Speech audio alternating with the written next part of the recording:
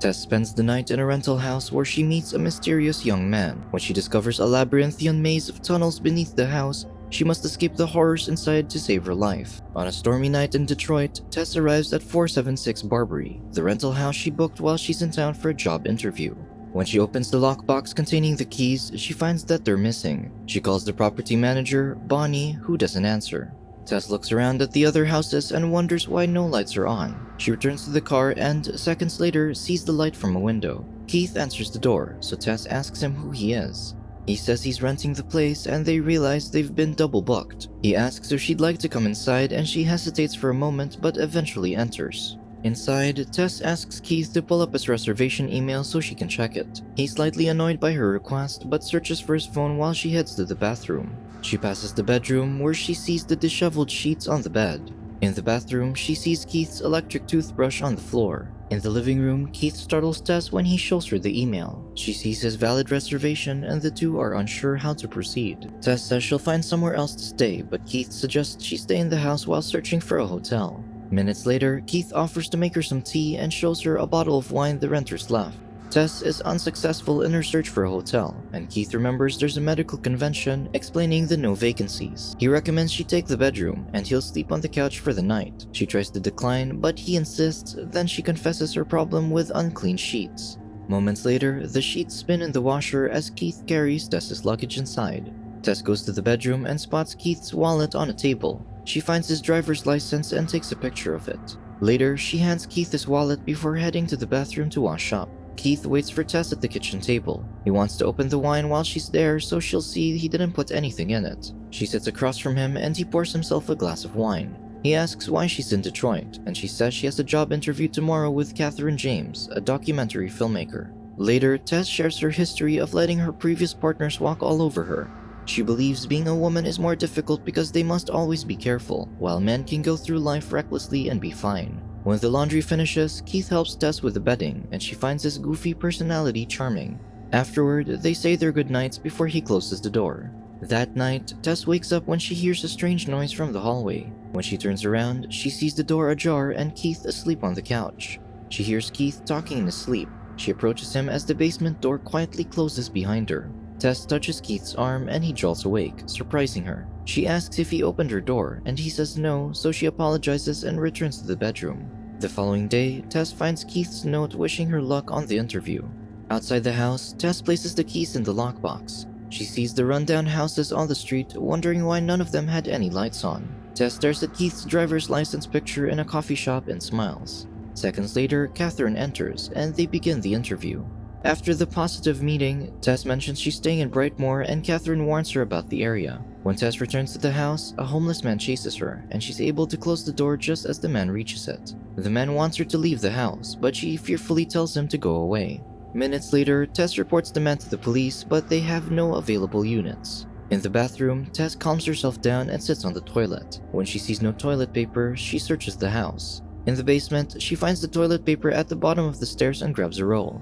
The basement door closes and locks her inside. Tess sits on the stairs and realizes she has left her phone in the bedroom. She also has the house keys in her pocket, so Keith won't be able to get in. She tries the basement window but can't open it. Tess notices a rope on the shelf and pulls on it. A secret door opens on the wall, leading to a dark hallway. She decides against entering and returns to the stairs. Minutes later, she props a mirror at an angle to allow the light from the basement to reflect onto the hallway. She spots a doorknob on the left side of the wall at the end of the hallway. She cautiously walks down the corridor and opens the door to a small, filthy room with a soiled bed and a camera on a tripod. Next to the bed is a grimy bucket and a bloody handprint on the wall. The unsettling sight spooks her, so she runs back to the basement. Tess hears Keith knocking at the front door, so she bangs on the window to get his attention. Fortunately, they open the window, and she hands Keith the keys. In the house, Tess frantically explains a dungeon-like room in the basement and says they both need to leave. Keith tells her to calm down because the things she describes aren't concerning. Tess is adamant about leaving, but he stops her and says he'll check the basement quickly and he'd like her to stay upstairs in case he gets locked in. Afterward, Keith heads to the basement while Tess waits in the kitchen. After a few minutes, she descends the basement steps and calls out if he sees the room. He answers that he does, but when she tells him to come back, he doesn't respond. Tess notices the basement door closing, so she quickly runs up the stairs and uses a chair to prop open the door. Moments later, she heads down the dark hallway, but Keith isn't in the small room. At the end of the hallway, she discovers a door leading to a subterranean tunnel. At the top of the stairs, she yells out for Keith and hears his voice faintly calling her name, begging for help. She contemplates leaving but decides to go down to search for him. At the bottom of the stairs, she takes a left turn, where a metal gate opens to an extended passageway. As she inches forward, she finds 4 empty metal cages with dog bowls. Unexpectedly, Keith quickly crawls toward her and says he got bit by someone down there. She says they must go back the way they came in, but he says that's where the person was. Suddenly, a large, deformed, and unclothed woman, the mother, runs up from behind Keith. She grabs his head and repeatedly smashes it on the wall, ending his life. 2 weeks later, TV sitcom actor AJ cheerfully rides his convertible while singing along to the radio. Seconds later, he receives a call from his agents informing him his co-star, Megan, contacted the studio about disturbing allegations against him. His agents tell him the allegations are severe and he'll be fired from the show. AJ's initial reaction is to scorn Megan, and he insists he never did anything he's being accused of. AJ's agents add that the Hollywood Reporter will run a story about it tomorrow. He ends the call, pulls over to the side of the road, and is in shock. The next day, AJ meets with his financial advisor, who tells him he'll have no money left in 3 months. He advises him to sell his properties in Detroit to keep himself afloat, and due to the nature of the allegations, he'll drop him as a client. The next day, at the Detroit airport, AJ sees the Hollywood Reporter article has dropped. He gets inside his rental car and speaks with his publicist, Robert, who advises against talking to Megan and him leaving California. He explains he isn't running away but is in Detroit to liquidate his assets. Later, at Bonnie's office, AJ picks up the keys to his property, 476 Barbary. Outside the house, AJ wonders whose car is parked out front. Inside, he sees the open basement door, takes the chair and kicks the door closed. He sees Tess and Keith's things scattered around the house and gives Bonnie a call. She assures him no renters are currently listed and the last ones left weeks ago. That night, AJ meets up with his friend Everett at a bar where he describes the encounter with Megan. AJ says she initially told him no, but she came around after his persistence. Later, AJ stumbles home drunk, leaves Megan an apologetic phone message and tells her to call him back. The following morning, he throws up in the bathroom and sees Keith's toothbrush. He looks through Keith and Tess's things but can't find any form of identification. Moments later, he sees Tess's car keys on the dining table and looks at the basement door. He calls out at the top of the stairs and hears a noise. Minutes later, he takes a small knife and a flashlight from the kitchen. In the basement, AJ sees Tess's strange mirror set up and hears the noise from behind the wall. He sees the rope and pulls on it, opening the door. He enters the hallway and opens the door to the room with the camera. Minutes later, he researches whether underground rooms can be listed as square footage when selling a house. Later, AJ replaces the bulb in the basement and uses a steel tape measure to estimate the square footage of the hallway and the small room. As he backs away to the wall, he notices it's a door leading to the subterranean tunnel. He continues measuring the tunnel until he reaches the bottom of the stairs. In the lower tunnel, he spots the metal cages and measures the area where they are tucked in. A few feet away, he discerns a light coming from a doorway. Inside the room is a TV on the floor playing a how-to video on breastfeeding. Suddenly, someone pulls the steel tape measure, so AJ lets it go. Frightened, he holds the knife and the flashlight in front of him, but he runs deeper into the tunnel when he hears a strange noise. He trips and his flashlight malfunctions, switching on and off. He points the flashlight toward the mother approaching him. AJ fearfully gets up and runs but falls into a dirt pit on the floor. In the pit, he sees a wound on his arm. Then he sees the grate on top close over him. Beside him, Tess signals him to be quiet. 40 years ago, Frank leaves 476 Barbary, and the surrounding well-kept houses have manicured lawns. At the store, a woman helps Frank with a shopping list of plastic sheets, diapers, and latex gloves. She asks if they're delivering the baby at the local hospital, but he says it'll be a home birth. She then hands him an educational videotape about breastfeeding.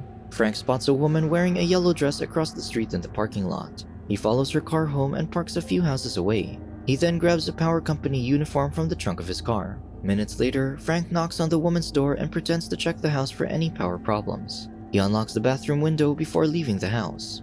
Outside 476 Barbary, Frank's neighbor, Doug, informs him they're selling their house. Doug asks him if he has any plans to do so, but Frank says he isn't going anywhere. Inside, Frank opens the basement door, and a woman's screams can be heard. In the present, Tess ties a cloth over AJ's wound and tells him not to freak out around the mother because it upsets her. Suddenly, the mother lowers a feeding bottle through the grate, and Tess tells AJ to drink it because she wants them to be her babies. Tess suckles from the bottle, but AJ refuses to. AJ's refusal to nurse infuriates the mother, who opens the grate and jumps into the pit while Tess and AJ cower in fear. The mother hugs Tess, then screams in AJ's face before dragging him out of the pit. She takes him to the room with the TV as he struggles against her grasp. Meanwhile, Tess climbs out of the pit and takes the flashlight and knife AJ dropped. She walks through the tunnel and sees the mother forcing AJ to breastfeed from her. He gags and tries to move his face away, but the large woman overpowers him. In the tunnel, Tess taps on the steel tape measure on the floor, alerting the mother. Tess frightfully runs back to the basement door, but it's locked, so she breaks the window and crawls out. Outside the house, the homeless man, Andre, helps Tess out just as the mother reaches for her. Tess tells Andre about AJ and they need to save him, but he says they shouldn't have gone there in the first place. He remarks the mother isn't the worst thing in the house and tells her to go with him to the water tower. The petrified woman wants to seek help, so Andre says she should avoid the house at night because the mother comes out when it gets dark. In the tunnel, AJ sees a bell attached to a string on the wall. He sees a wooden door with cables leading inside it. The mother approaches him cautiously, afraid of what's behind the door, and backs away slowly. Meanwhile, Tess finds a gas station and asks to use the phone. Inside the underground room, AJ sees trash on the floor and smells an unpleasant stench. He sees the yellow dress the woman from 40 years ago wore. A sudden noise startles him and he sees Frank, now a bedridden, older man on a bed. Later, Tess talks to the police who don't take her seriously due to her appearance. She tells them there's a man in grave danger in a house she just escaped. Underground, AJ promises Frank there'll be police there soon to rescue him, and Frank looks panicked. He points to the side table and AJ moves it closer to the bed. Outside the house, the cops don't buy Tess's story and think the only crime that occurred was her breaking the window. The cops leave without checking the house. In the underground room, AJ sees a shelf with videotapes labeled with women's names. He plays one entitled Gas Station Redhead. At the same time, Tess breaks into the house and grabs her keys from the table. Underground, AJ stops the tape and looks traumatized. He turns to Frank and admonishes him for the evil things he did to the woman on video. Frank then takes a revolver from the bedside table and shoots himself. Outside, Tess hits the mother with the vehicle, pinning her to the side of the house. Underground, AJ takes Frank's gun and looks for a way out. Meanwhile, Tess walks back down the tunnel and accidentally gets shot by AJ. Seconds later, AJ helps her up and apologizes. Then they make their way out of the house. But the mother is no longer on the car's hood. AJ dropped his keys in the tunnel and refuses to return there. Then they head to the water tower, where Andre leads them into his hiding spot. Andre tells them the mother has lived in the house for 40 years. Her father, Frank, has been abducting women, impregnating them, and doing the same to his children. The mother is the result of decades of inbreeding. AJ is remorseful for hurting Tess and wishes to fix all his past mistakes by doing the right thing and getting her to a hospital. Andre discourages them from leaving while it's dark and suggests they stay with him until dawn. He's lived there for 15 years and the mother has never found him. Suddenly, the mother breaks through the wall behind Andre, rips his arm off, and bludgeons him with it. Shortly after, AJ and Tess run outside but can't climb over the barbed wire fence. So they run up the water tower with the mother after them. AJ sprints to the top quickly, not bothering to help Tess. At the top, Tess tells AJ to use his gun, but he clumsily drops it over the railing. They dread this might be how they perish because the mother will never stop looking for them. But then, AJ realizes he can still get away if he uses Tess to slow the mother down. He grabs Tess and tells the mother to come to get her baby before tossing Tess off the water tower. Tess helplessly falls toward the ground. Then, the mother dives down, reaching for her. Moments later, AJ sees Tess lying on top of the mother with a pool of blood surrounding the deformed woman's head. After AJ heads down, he finds Tess alive, and he apologizes for what he had to do because he panicked. Suddenly, the mother screams awake, chokes AJ, and gouges out his eyes with her long fingernails before splitting his head open. Seconds later, the mother whimpers when she sees the wound on Tess's stomach and wants to take her back home. Tess grabs the gun next to her and sympathetically shoots the mother's head. Shortly after, Tess gets up from the ground and walks away. Subscribe to watch more videos like this. Turn on notifications. And leave a like, it really helps the channel out. Thank you for watching.